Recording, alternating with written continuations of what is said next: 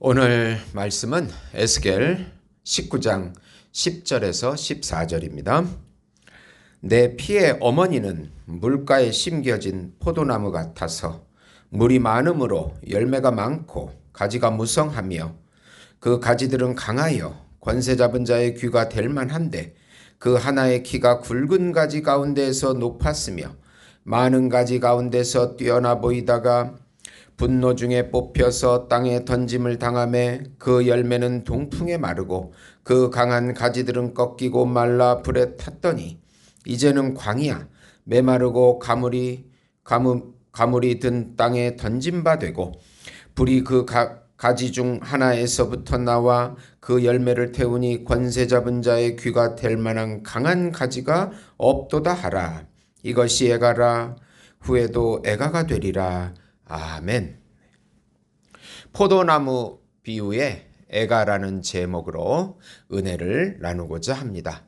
사랑하는 성도 여러분, 역사는 우리 인류가 살아온 시공간의 사건의 기록입니다. 역사는 우리에게 많은 교훈을 줍니다. 특히 우리 기독교인들에게는 구약 역사가 풍성하게 기록되어서 우리에게 좋은 교훈을 주고 있습니다. 이스라엘 역사는 실상은 하나님의 은혜로 만들어진 민족이나 하나님을 버리고 우상을 숭배함으로, 즉 하나님의 말씀과 법을 떠나서 망하는 흑 역사를 보여주고 있습니다. 이 기록의 많은 양을 할애하는 것은 우리 신약을 사는 백성들에게 이런 오류를 범하지 말라고 가르치기 위함입니다. 세상 역사는 위대한 왕의 좋은 역사만을 기록하지 흑역사를 절대로 기록하지 않습니다. 부족해 보이기 때문이며 왕에게 오점이 되기 때문입니다. 그러나 성경은 개인의 부끄러운 역사를 다 기록을 합니다. 다윗 왕의 역사 가운데 간음과 살인의 역사를 기록해서 후손들에게 배우게 합니다. 오늘 말씀의 핵심은 참 포도나무이신 예수 안에서 우리는 가지가 되어 풍성한 열매를 맺게 된다는 것입니다. 우선 참 포도나무이신 예수님 안에서 풍성함을 누려라. 지난 1절부터 9절까지는 두 사자의 비유를 통하여 유다 왕국의 멸망에 대한 애가를 노래했습니다. 이번에는 포도나무의 비유를 통하여서 에스겔은 유다 왕국의 마지막 멸망에 대한 애가를 말합니다. 내 피의 어머니나 포도나무는 유다 왕국을 의미합니다. 하나님의 은혜를 받아서 가나안을 정복하고 모든 왕들이 하나님 은혜 가운데 축복을 누렸습니다. 이 표현을 물이 많고 열매가 많고 가지가 무성하다고 말합니다. 10절을 보시면 내 피의 어머니는 물가에 심겨진 포도나무 같아서 물이 많음으로 열매가 많고 가지가 무성하며, 유다 왕국은 다윗과 솔로몬 시대에 번영을 누리고 명성을 얻었습니다. 성전도 건축해서 놀라운 은혜를 받았습니다. 우리가 참 포도나무이신 예수님 안에서만이 축복을 누립니다. 그 포도나무를 떠나거나 무시하면 그 은혜가 사라집니다. 우리나라도 예수 안에서 축복을 누리다가 지금은 물질주의 욕심에 넘어갔습니다. 그러면 영적인 풍성함을 못 누립니다. 예수 안에서만 우리는 축복을 누리도록 되어 있기 때문입니다.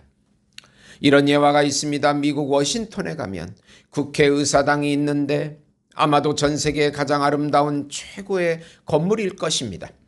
그런데 1955년부터 오늘날까지 이 기도실이 비어본 일이 없다고 합니다. 국정으로 모두가 바빴지만 하나님 앞에 나아가서 묵상하며 명상하며 기도합니다. 우상 숭배하는 사람은 세계에서 제일 미개하고 창조자 하나님 앞에 기도하는 사람은 세계에서 제일 문화인이고 지성인이 됩니다. 최고의 민족은 모두 다 하나님 앞에 기도하는 민족들이었습니다. 기도하면 지금도 살아계신 하나님이 우리 기도를 늘 들어주신다는 것을 의심하면 안 됩니다.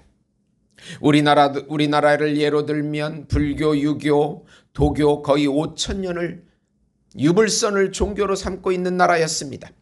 1884년 선교사가 처음 들어와서 기독교가 전파되었고 거의 1900년대 일제의 탄압과 6.25 전쟁을 통하여 기독교는 더욱 번성하기 시작합니다. 가장 큰 고난 가운데 하나님께서 삼위일체 하나님을 알게 하셨고 예수님을 구세주로 믿는 나라로 만들어 주셨습니다. 기독교와 함께 경제 부흥이 시작되었고 한국은 미국과 함께 세계의 기독교 국가로 전성기를 누리게 됩니다. 우리나라 안에 교회에서 새벽마다 기도 소리가 들리는 나라가 되었습니다.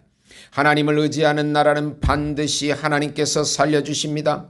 가난, 질병, 수많은 고난 가운데서 한국을 일으켜주시고 세계 강국을 만들어 주셨습니다.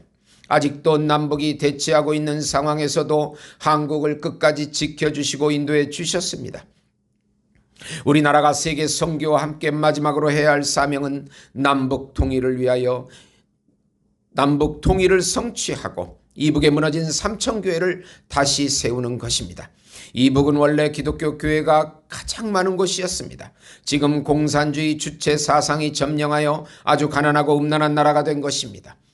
이 시대에 우리는 반드시 이북을 회복해야 합니다. 두 번째로 하나님을 떠난 지도자는 결국 패망의 길을 가게 됩니다. 하나님의 은혜를 받은 유다 왕국이 하나님을 버리고 우상을 숭배하자 결국 하나님께서 멸망을 결정하십니다. 마지막 교만한 왕이 바로 시드기야 왕입니다. 오늘 말씀은 많은 가지 중에서 키가 굵은 가지가 있어 뛰어나 보이는데 바로 유다의 마지막 왕 시드기야를 의미합니다. 그는 선대왕처럼 예레미야의 말씀을 무시하고 애굽을 의지하는 교만함으로 결국 바벨론의 느부갓네살 왕에 의해서 나라가 멸망당하는 비극을 맞이하게 됩니다. 그 자신도 아들이 자신이 보는 앞에서 죽임을 당하고 자신의 눈이 뽑혀 바벨론으로 끌려가면서 처참한 최후를 맞이하게 됩니다. 성경은 분노 중에 뽑혀서 땅에 던짐을 당하고 그 열매는 동풍에 마르고 강한 가지는 꺾이고 말라 불에 탔다고 12절에 말씀하고 있습니다. 결국 광야 메마른 가물이 든 땅에 심어진 바가 된 것입니다. 즉 바벨론으로 끌려간 것입니다. 우리가 예수님을 떠나 우상을 숭배하고 하나님의 말씀과 법을 떠나면 결국 이방인과 같이 버림받게 됨을 알 수 있는 것입니다. 하나님께서 구약 유다 왕국의 예를 보여주시는 이유가 무엇입니까? 하나님을 섬기다가 우상을 돌아서면 망한다는 것을 보여주십니다. 유다 왕국의 거의 마지막 왕들 여호아스, 여호와긴, 시드기야는 반역의 왕들입니다. 하나님의 말씀과 법을 끝까지 거부하고 자기 마음대로 통치하고 백성을 망하게 하는 왕들입니다. 그리고 그들은 결정적으로도 회개하지 않고 돌이키지 않았다는 사실입니다. 결국은 마지막 왕 시드기야의 비참한 말로를 보면 잘 알 수 있습니다.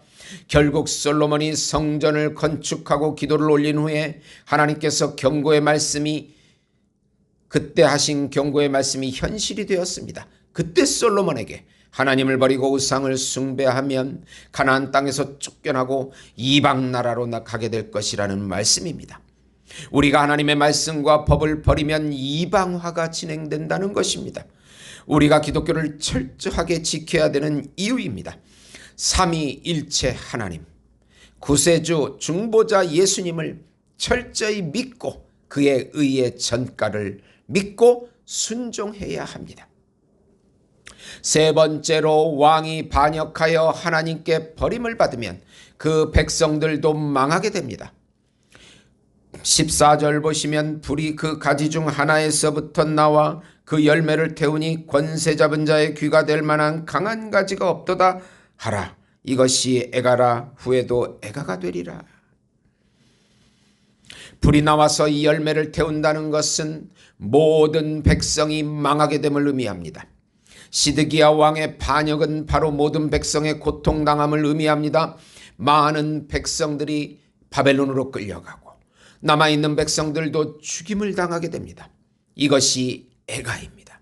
우리가 참 왕이신 예수님 안에 있어야 영적으로 안전합니다. 예수님에게 참 포도나무가 되시고 우리가 번성하는 가지가 됩니다. 지도자의 타락은 결국 백성의 타락을 의미합니다. 우리 민족이 혼란스러운 것은 지도자들, 정치 지도자들, 종교 지도자들, 경제 지도자들이 타락했기 때문입니다. 지도자들이 올바르게 나라를 사랑하고 하나님의 말씀과 법에 순종하면 하나님께서 다시 살려주십니다.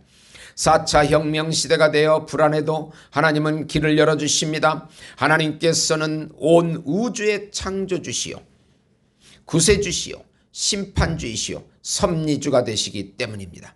지도자들이 하나님을 의지할 때 그 백성이 살고 나라가 살게 되어 있습니다. 지금의 대한민국은 불공정한 나라, 슬픔이 넘치는 나라, 소망이 없는 나라, 자기만 살려고 하는 나라, 불안과 공포와 자살이 있는 나라, 평강과 평화가 없는 나라, 돈만을 좋아하는 나라, 자기 영광, 자기만을 추구하는 나라, 자기만 잘 살고자 하는 나라가 아닌지 되새겨보아야 합니다. 옛날에 CCC 우리 창시자이신 김중곤 목사님의 민족 복음화를 위한 기도입니다. 가슴마다 피 묻은 예수 그리스도를 심어서 이 땅에 푸르고 푸른 그리스도의 계절이 오게 하시옵소서. 하나님의 나라가 이 민족마다, 가정마다, 교회마다, 사회 구석구석, 금수강산, 자연환경에도 임하게 하시고 뜻이 하늘에서처럼 이 땅에서도 이루어지게 하시옵소서.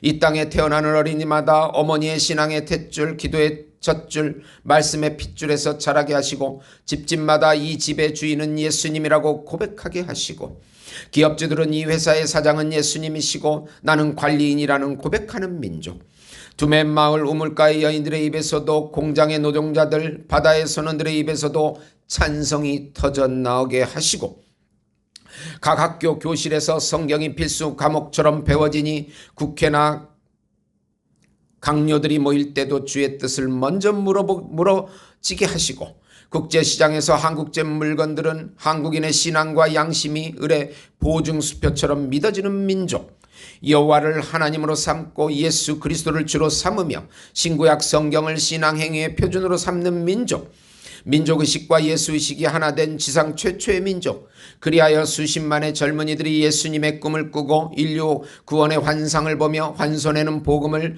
다른 한 손에는 사랑을 들고 지구촌 구석구석을 누비는 민족이 되게 하시옵소서. 공상혁명이 휩쓸고 간 폐허의 땅 북한에도, 죄악과 비리와 불의가 난무하는 남한 땅에도 혁명의 개념을 혁명한 예수 혁명으로 이 수년 내에 대부흥이 일어나 니누의 성처럼 회개하는 민족, 해골대가 생명의 군대로 부활하는 민족, 성민 코리아가 되게 하시옵소서. 정말 아름다운 기도입니다. 결론적으로 이런 나라가 되게 하셔서 공의로운 나라, 기쁨과 소망이 넘치는 나라, 더불어 같이 사는 나라, 걱정 두려움이 없는 평강과 평화가 있는 나라, 정직하고 부지런한 사람이 잘 되는 나라, 하나님을 찬송하고 영광 돌리는 나라, 모두가 같이 잘 사는 나라가 되었으면 합니다. 기도하시겠습니다. 하나님 아버지, 불쌍히 여겨주시고 우리나라를 불쌍히 여겨주시고 교회를 불쌍히 여겨주시고 가정을 불쌍히 여겨주시고 우리 국민들을 불쌍히 여겨주시옵소서. 물질에 빠져 생활했던 것을 회개하고 돌이켜서 다시 예수 안으로 돌아와서 참 포도나무이신 그분의 은혜를 누리는 민족이 되게 해주시옵소서. 가정이 회복되게 해주시고 바알과 아세라 같은 거짓 음란 성혁명 사상이 떠나가게 하시고 도교 우상 장래 문화가 떠나가게 하시고 속히 통일이 되어 이북의 삼천교회가 재건되게 하시고 우리 민족이 전 세계에 복음을 전하는 민족, 모든 백성들의 입에서 예수 이름이 불려지는 민족이 되게 해주시옵소서. 예수님의 이름으로 기도드립니다. 아멘.